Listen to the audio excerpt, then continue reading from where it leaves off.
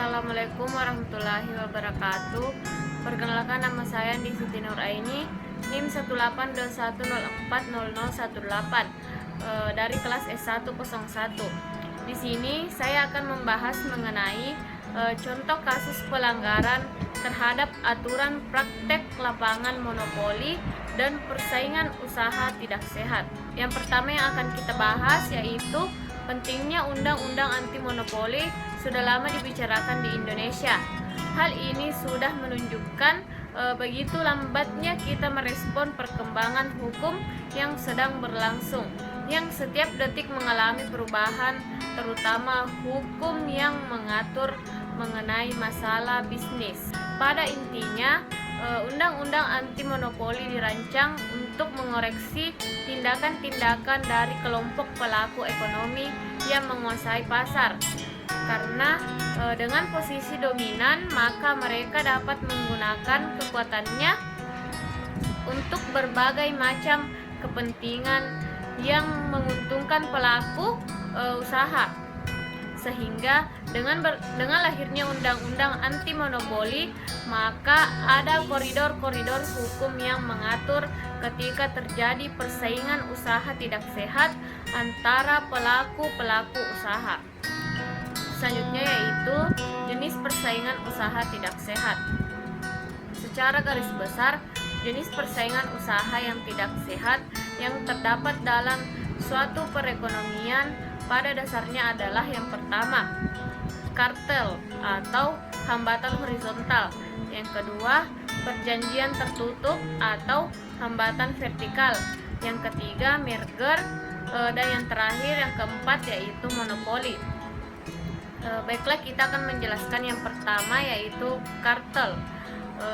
Persaingan usaha tidak sehat pertama yakni kartel atau hambatan horizontal adalah suatu perjanjian tertulis maupun tidak tertulis antara beberapa pelaku usaha untuk mengendalikan produksi atau pemasaran barang atau jasa sehingga diperoleh harga tinggi. Kartel pada gilirannya berupaya untuk memaksimalkan keuntungan pelaku usaha, yang mana kartel merupakan suatu hambatan persaingan yang paling banyak merugikan masyarakat. Sehingga di antara undang-undang monopoli di banyak negara kartel dilarang sama sekali. Hal ini karena kartel dapat merubah struktur pasar menjadi monopolistik. Yang kedua yaitu perjanjian tertutup. Persaingan usaha tidak sehat yang kedua adalah perjanjian tertutup atau exclusive dealing. Adalah suatu hambatan vertikal berupa suatu perjanjian antara produsen atau importir dengan pedagang pengecer yang menyatakan bahwa pedagang pengecer hanya diperkenankan untuk menjual merek barang tertentu. Sebagai contoh, sering kita temui bahwa khusus untuk merek minyak wangi tertentu hanya boleh dijual di tempat yang eksklusif. Selanjutnya yang ketiga yaitu merger. Jenis persaingan usaha yang ketiga adalah merger. Secara umum, merger dapat didefinisikan sebagai penggabungan dua atau lebih pelaku usaha menjadi satu pelaku usaha. Suatu kegiatan merger dapat menjadi suatu pengambil alihan atau acquisition apabila penggabungan tersebut tidak diinginkan oleh pelaku usaha yang digabung. Selanjutnya yang keempat yaitu monopoli. Dalam ketentuan pasal 1 angka 2 Undang-Undang Nomor 5 Tahun 1999 tentang larangan praktek monopoli dan persaingan usaha tidak sehat. Bagi para ekonomi, definisi monopoli adalah suatu struktur pasar di mana hanya terdapat satu produsen atau penjual.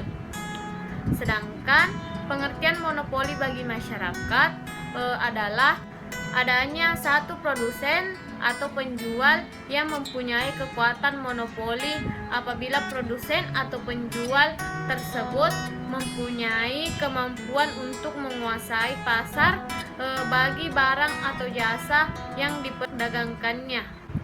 Selanjutnya yaitu tujuan dilarangnya kegiatan monopoli dan persaingan usaha tidak sehat sesuai pasal 3 Undang-Undang Nomor 5 Tahun 1999 disebutkan sebagai berikut.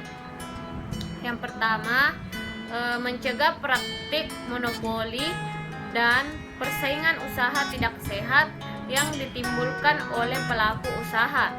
Yang kedua, terciptanya efektivitas dan efisiensi dalam kegiatan usaha. Yang ketiga, menjaga kepentingan umum dan meningkatkan efisiensi ekonomi nasional sebagai salah satu upaya untuk meningkatkan kesejahteraan rakyat. Yang keempat, mewujudkan iklim usaha yang kondusif melalui pengaturan persaingan usaha yang sehat sehingga menjamin adanya kepastian kesempatan berusaha. Selanjutnya yaitu contoh kasus pelanggaran yaitu PT Conch Sauce Kalimantan Semen atau CONCH dinilai dengan sengaja menurunkan harga semen atau jual rugi untuk menguasai pasar. Terbukti monopoli. Perusahaan semen didenda KPPU sebesar 22 miliar. Komisi Pengawas Persaingan Usaha atau KPPU kembali menyelesaikan perkara persaingan usaha.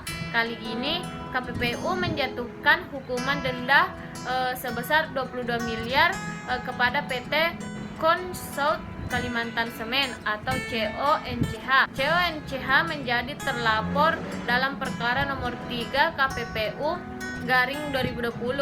Anak perusahaan semen asal Cina ini terbukti melakukan monopoli dan dinyatakan bersalah karena melanggar pasal 20 Undang-Undang Nomor 5 Tahun 1999 tentang larangan praktik monopoli dan persaingan usaha tidak sehat atau Undang-Undang Anti Monopoli pasal 20 yang isinya yaitu pelaku usaha dilarang melakukan pemasokan barang atau jasa dengan cara melakukan jual rugi atau menetapkan harga yang sangat rendah dengan maksud untuk menyingkirkan atau mematikan usaha persaingannya di pasar bersangkutan sehingga dapat mengakibatkan terjadinya praktek monopoli atau persaingan usaha tidak sehat.